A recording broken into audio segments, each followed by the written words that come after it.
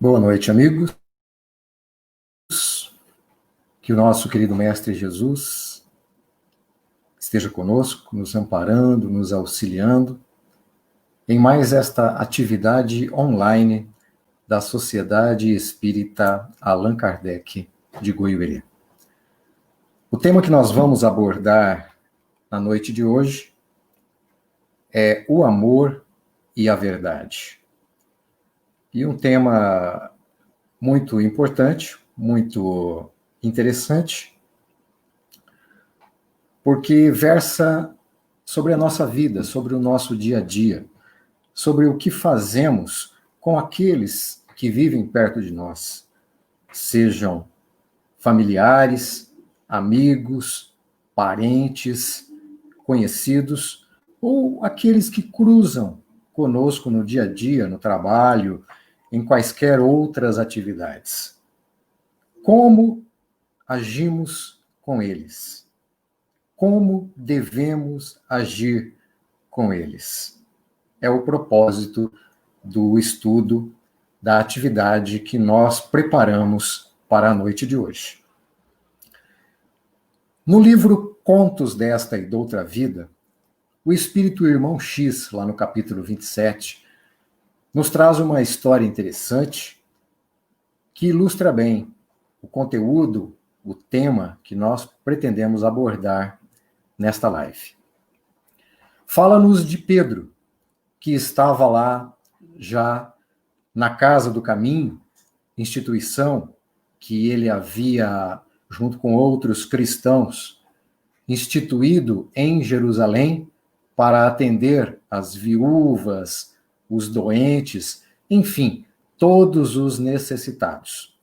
E Pedro estava refletindo, recordando em torno do que Jesus havia feito, né, o trabalho que Jesus havia abençoado e que eles teriam que executar. E Pedro, como era de seu feitio, ele queria ação, queria trabalho, suspirava por tarefas a realizar. Era o objetivo de Pedro naquele momento.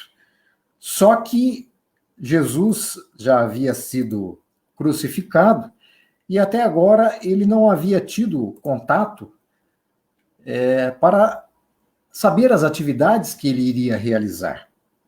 Mas, dentro dessa sua reflexão, eis que o mestre lhe surge à frente, tão compassivo e sereno como nos dias inesquecíveis em que juntos se banhavam nas águas das margens do lago de Tiberíades.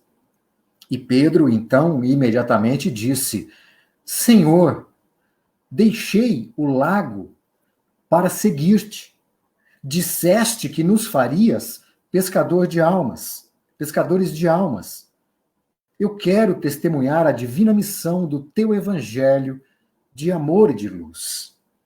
E Pedro, então, finalmente, pergunta a Jesus: quando enviarás teu serviço às nossas mãos?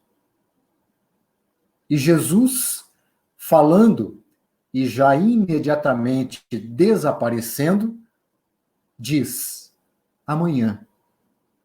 Amanhã. O antigo pescador, mais encorajado agora, esperou o dia seguinte. Logo pela manhã, já acordou executando as atividades domésticas, limpando a casa e enfeitando a sala com rosas orvalhadas do amanhecer.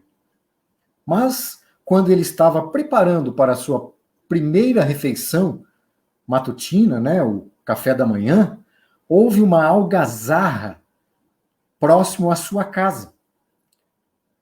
E logo na sequência, murros violentos na porta de sua casa. E quando ele abre, um homem seminu entra correndo. E lá fora ele consegue vislumbrar soldados e populares cercando ali a porta, cercando a sua casa. O recém-chegado contempla Simão e roga-lhe socorro.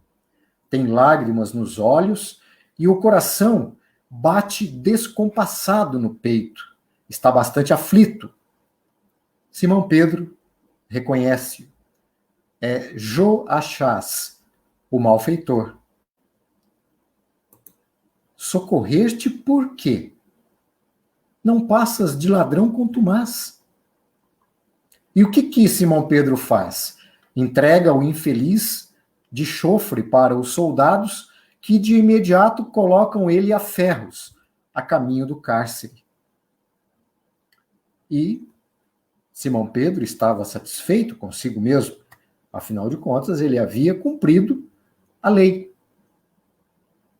E ele então se preparava para tomar o café da manhã novamente e logo após uma perfumada liteira chega à sua casa, trazendo à sua presença uma triste mulher de faces bastante marcadas, que contrastavam com a seda custosa que ela trazia. E era Júnia, linda grego-romana, que em Jerusalém se fazia estranha flor de prazer. A mulher estava doente, estava cansada, implorava remédio e roteiro espiritual. O que fez Simão Pedro? Disse: aqui não. O teu lugar é na praça pública, onde todos te possam lançar em rosto o desprezo e a ironia. A infortunada criatura, então, afastou-se, enxugando os olhos, e Pedro, contente de si próprio, continuou esperando a missão de Jesus. Algo aflito, porque ela não chegava, ao entardecer, notou que alguém batia insistentemente à sua porta.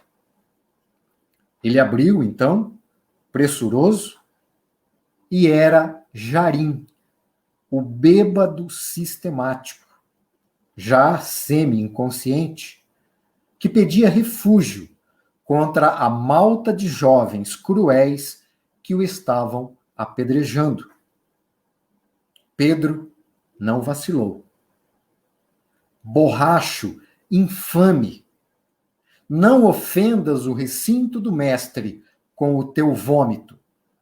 E quase a pontapés, expulsou-o sem piedade. E caiu a noite. E nada de a missão de Jesus chegar, conforme acreditava Simão Pedro, que estava bastante desapontado.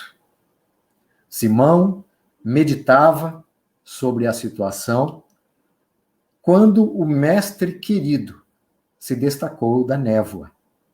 Ah, Senhor, aguardei todo o dia sem que me enviaste a prometida tarefa. Como não? Disse o mestre. Por 3 vezes roguei-te hoje cooperação, sem que me ouvisses. De manhã enviei-te Joachás, desventurado irmão nosso, mergulhado no crime, que o ajudasses a renovar a própria existência. Mas o que fizeste? Devolveste-o à prisão. Depois do meio-dia, entreguei-te Júnia, pobre irmã dementada e doente, para que a medicasses e esclarecesses em meu nome. Contudo, condenaste ao vilipêndio e ao sarcasmo. À noitinha, mandei-te Jarim, desditoso companheiro, que o vício ensandece. No entanto, arremeteste contra ele os próprios pés. Pedro, então, caiu em si. Talvez lembrando-se também das 3 negações que ele fez contra Jesus. E ele disse: Senhor, grande é a minha ignorância e eu não sabia. Compadece-te de mim e ajuda-me com a tua orientação. Jesus diz: Pedro, quando quiseres ouvir-me, quando quiseres a minha orientação, lembra-te de que o Evangelho tem a minha palavra. Foi então que o ex-pescador de Cafarnaum buscou os apontamentos que ele trazia consigo das andanças do Mestre, dos evangelistas, e ele encontrou o versículo 12, capítulo 9, das anotações de Mateus.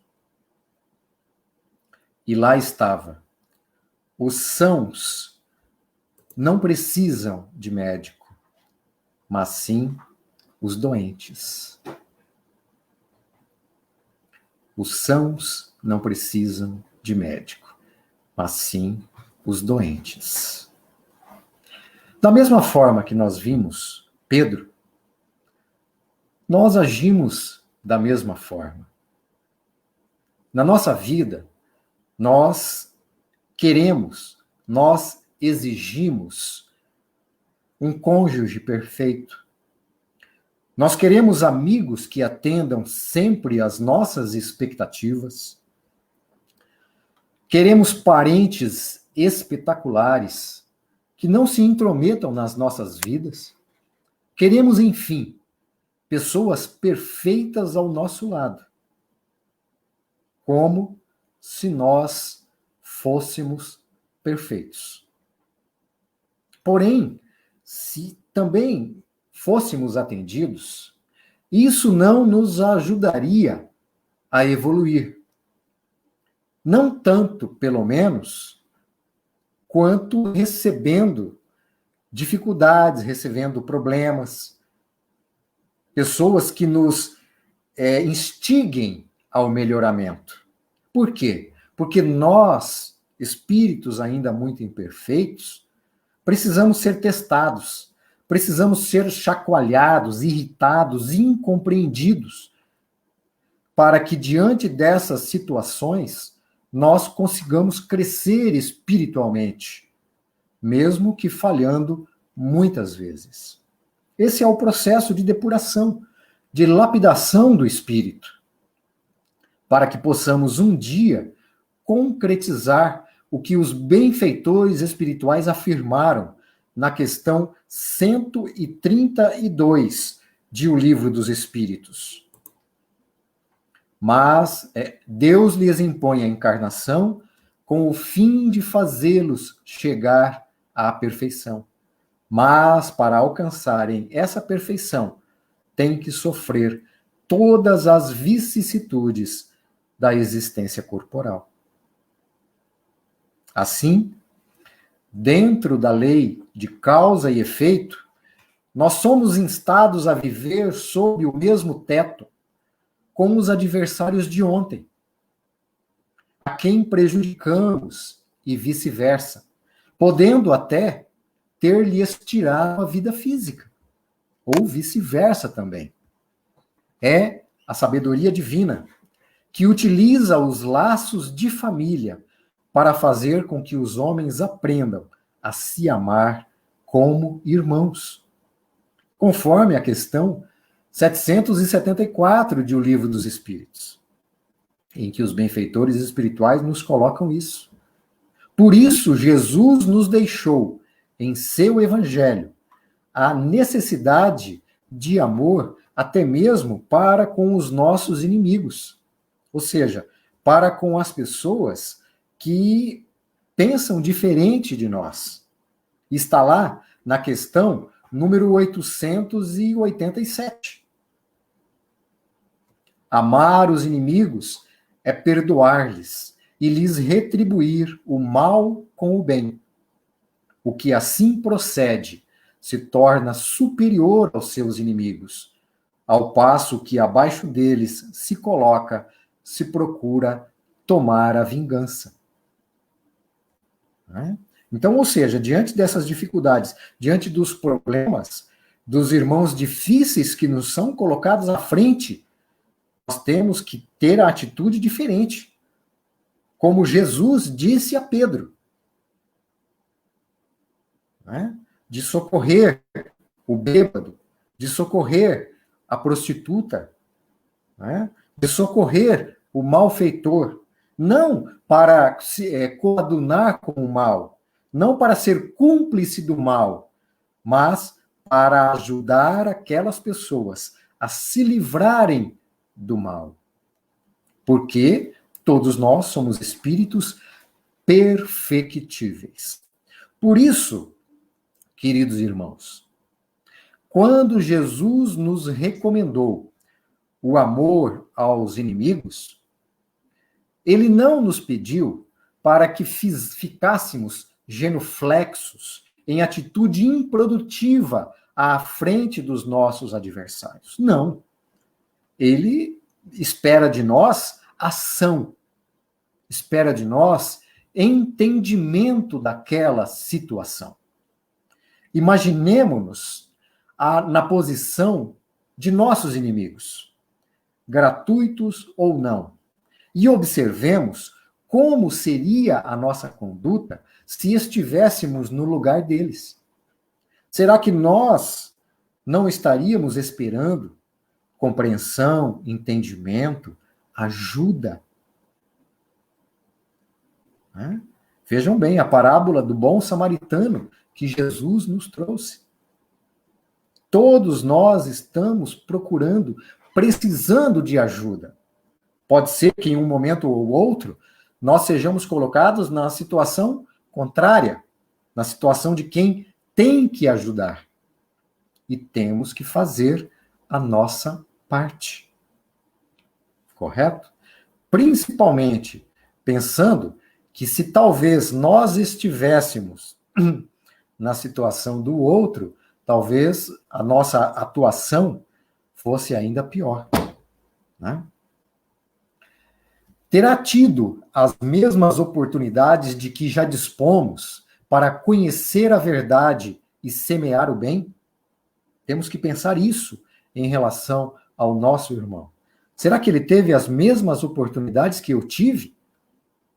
Será que ele não está merecendo ainda de mais compaixão? É claro que dificilmente nós chegaremos a conclusões afirmativas.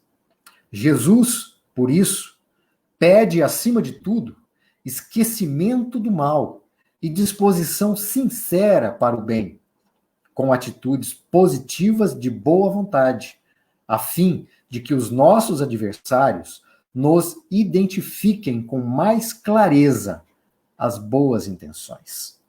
Ou seja, diante de uma situação difícil, da incompreensão, nós temos que fazer o quê? Mostrar a outra face, como Jesus nos pede no seu evangelho. Né?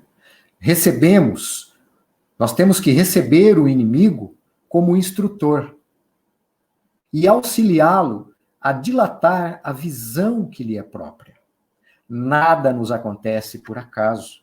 Da mesma forma que Jesus colocou diante de Pedro o malfeitor, a prostituta e o bêbado para auxiliá-los, Deus também coloca diante de nós as pessoas difíceis, os adversários, os que pensam diferente, para que nós possamos agir com compreensão, com entendimento, sem agressão, mostrando a outra face. É por isso que o Espírito Emmanuel, no livro A Verdade Responde, ele nos alerta que a boa vontade realiza milagres em nossa vida, se estamos realmente dispostos a caminhar para os cimos da vida. Só aquele que sabe conquistar o coração dos adversários pela cooperação e pela boa vontade, conforme Emmanuel, pode efetivamente inflamar-se ao sol do amor eterno, com a vitória sobre si mesmo, na subida espinhosa e santificante para a glória imortal. Essa é a nossa atividade. É isso que o Mestre espera de nós. Por quê? Porque Jesus, aliás, Deus, ele atende as suas criaturas, atende os seus filhos, por intermédio também das criaturas, por intermédio também de seus filhos. Ou seja, ele nos coloca no caminho daquele que está precisando de ajuda para que nós possamos auxiliá-lo. Deus atende o doente através do são, através do médico, através do amigo. Tudo na vida reage segundo o nosso modo de agir. Tenhamos isso sempre em mente. A prestação de um serviço, por mais humilde que ele seja, sem a expectativa de retribuição, de recebermos recompensa, é reserva de simpatia. A frase que estimula o bem gera alegrias imorredouras. O sorriso espontâneo gera também alegrias imorredouras. Emmanuel nos afirma, também no livro A Verdade Responde, que ninguém conseguirá testemunhar amor a Deus sem amor para com os outros. Foi por isso que Jesus nos pediu para que amássemos o próximo como nós amamos a nós mesmos. Entre nosso Pai e nós, permanece ele, o nosso irmão. O próximo, assim, é o degrau de acesso ao Senhor da vida. Somente pela paz da reta consciência é que nós poderemos entesourar em nós a paz celestial. Somente assim, utilizando o nosso irmão como uma ponte para Deus. E aí, muitos nos perguntam, por que, até hoje, a verdade ela foi sendo sempre posta em doses homeopáticas para a humanidade? Por que não foi revelada logo de uma vez? É a questão 628 de O Livro dos Espíritos. Por que Moisés, lá, séculos antes de Jesus, não revelou tudo aos hebreus? Porque Jesus, no início da nossa era cristã, não revelou tudo de imediato. Os benfeitores espirituais esclarecem. Importa que cada coisa venha a seu tempo. A verdade é como a luz. O homem precisa habituar-se a ela, pouco a pouco. Do contrário, fica deslumbrado. É devagarinho. Por isso que Jesus, quando Pedro lhe pediu a missão, ele não falou de imediato, Pedro, amanhã vai vir aqui um malfeitor, vai vir uma prostituta, vai vir um bêbado. Sou eu que estou enviando para você. E você precisa auxiliá-los. Por que Jesus não disse isso? Porque se ele tivesse feito assim, Pedro não teria mérito pela ajuda desinteressada. Não teria mérito. Porque ele já saberia de antemão o que o aguardava. Né? E assim ele poderia não agir de forma natural. E tendo essa possibilidade de receber essas pessoas em dificuldades, esses doentes do espírito, de forma inopinada, o mestre deu a Pedro a possibilidade de de exercitar o amor. Porque Pedro já sabia a necessidade, porque Jesus já lhe havia dito várias e várias vezes para atender, para socorrer as suas ovelhas. E as suas ovelhas, principalmente, são aquelas doentes, né? Aquelas em dificuldade, que precisavam muito mais do amor de Jesus. Né? No livro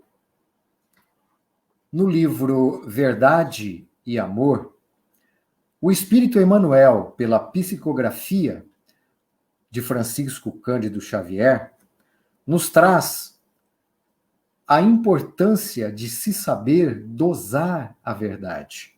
Disso que nós acabamos de falar. Qualquer verdade que seja, com amor. Sobretudo, quando nós nos deparamos com as manifestações das imperfeições do próximo, como o que aconteceu mesmo com o próprio Pedro.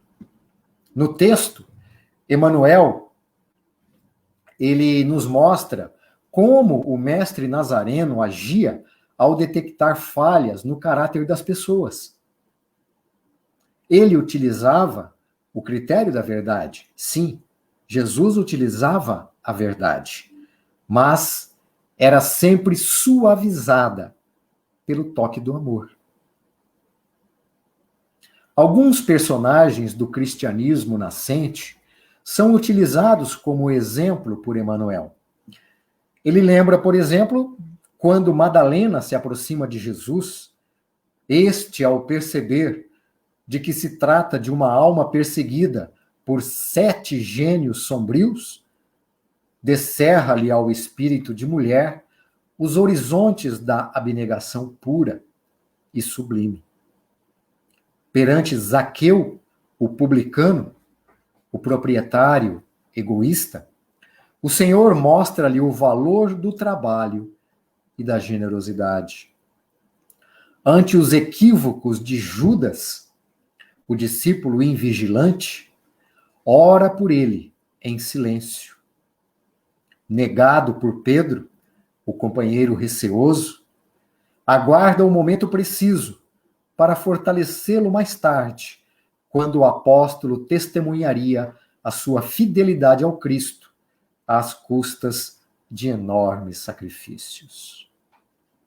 Insultado pelos filhos de Jerusalém, não se entrega ao fel da censura, mas sim roga ao Pai Celeste perdão para todos eles, de vez que se achavam sob o domínio da ignorância.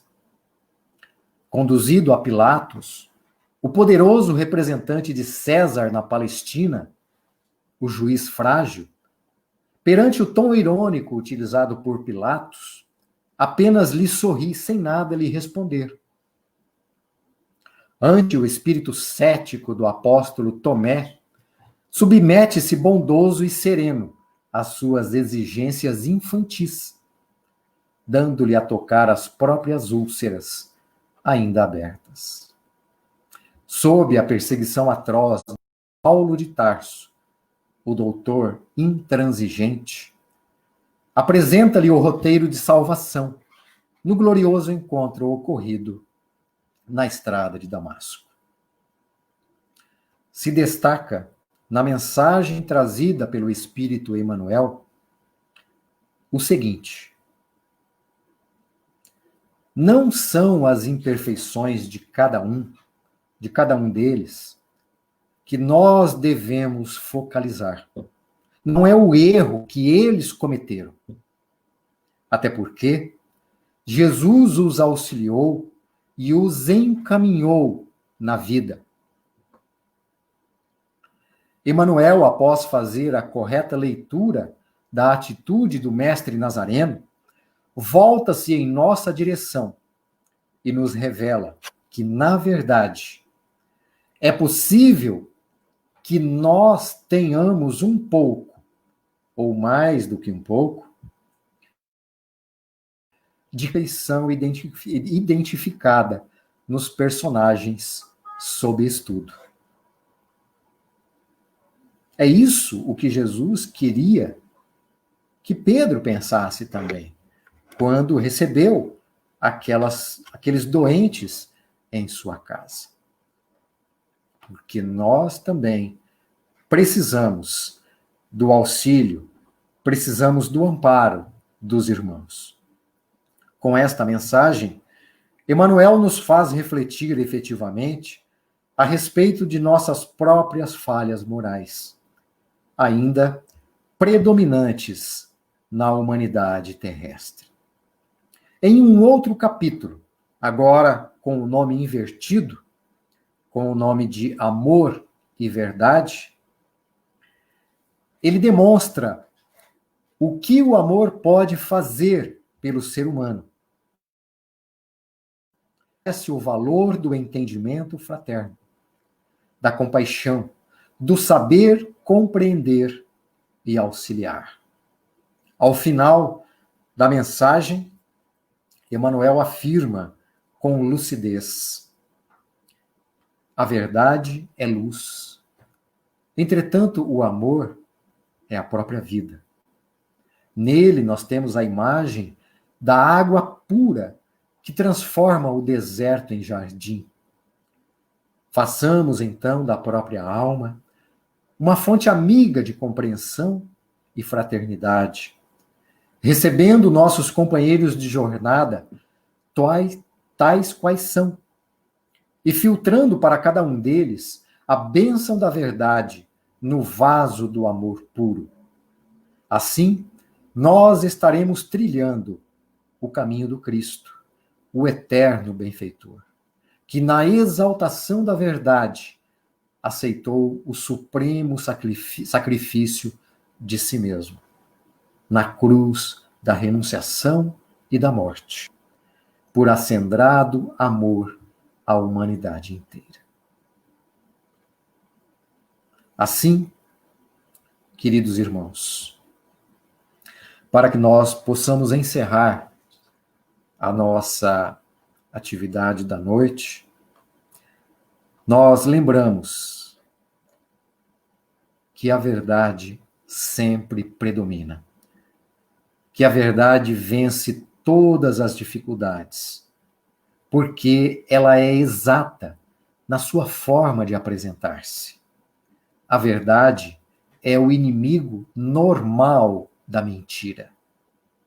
Conforme o espírito Joana de Ângeles, no livro Sob a Proteção de Deus, pela psicografia de Divaldo Pereira Franco, a mentira teme o confronto com a verdade. Aloja-se nas sombras, espraia-se às escondidas e encontra, infelizmente, guarida. A verdade, essa jamais se camufla, permanecendo a mesma em todas as épocas. Nem sempre, é claro, ela é aceita por convidar à responsabilidade. Porém, a verdade espera. Seus opositores enfermam, envelhecem e morrem, enquanto ela permanece. Jesus, em proposta admirável, afirmou: busca a verdade, e a verdade te libertará. E a verdade nos libertará para quê, amigos? A verdade nos libertará para amar, porque foi essa a proposição do Mestre quando esteve entre nós. Amar a Deus sobre todas as coisas e amar ao próximo como a nós mesmos. Aí está o amor e a verdade. Agradecemos a todos pela oportunidade de estarmos juntos em mais uma atividade da Sociedade Espírita Allan Kardec, Que o nosso querido Mestre Jesus possa abençoar a todos nós nas nossas atividades, para que nestes momentos de pandemia, de dificuldades, tenhamos sempre a certeza de que Deus está nos amparando, nos auxiliando, nos confortando diante das dificuldades e esperando que nós consigamos, em todas as dificuldades, dar o nosso testemunho de amor ao Pai Celestial, de amor à verdade. No próximo sábado, também às 21 horas, a live, palestra, estará a cargo da Ivone Carreão Freire. A todos, o nosso muito obrigado por estarem conosco e que possamos estar juntos mais uma vez no próximo sábado, às 21 horas. Fiquem todos com Deus.